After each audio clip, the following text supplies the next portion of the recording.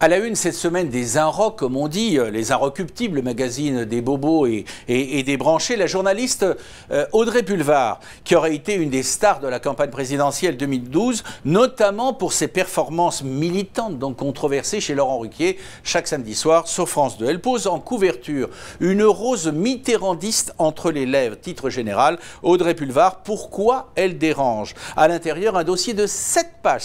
Cette fois, on la voit notamment brandir sa carte de presse. Et surtout, 2 phrases sont mises en exergue. Je cite, « Je n'autorise personne à dire que je suis pro-parti socialiste ou que je vais voter Hollande. » Ah bon. Et il y a aussi ceci, « Je ne sais pas si je pourrais revenir un jour à une position plus neutre. Je n'en suis pas sûr. » 2 observations. 1.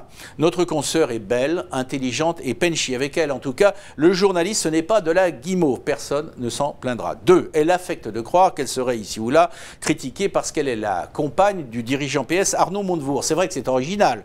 Mais s'il y a problème, il n'est pas là. Alors dira-t-on, où est le problème? Ce qui gêne pas tout le monde, certains, ce n'est pas que Pulvar ait des affinités et que ces affinités soient transparentes, c'est qu'elle éprouve manifestement pour la droite en général une allergie qu'elle ne contient pas et qui nous aura valu durant cette campagne des mimiques, des mous, des yeux levés en l'air devant, n'est-ce pas, d'incorrigibles énormités proférées par ces hommes et ces femmes qui sont ceux qu'ils sont mais ne sont pas de gauche. En tout cas, désolé, contrairement à ce qu'affirme Audrey Pulvar, il n'y a rien de commun entre son registre, plutôt brillant dans le genre, et celui qui était naguère le registre d'une Anne Sinclair ou d'une Christine Ockrent.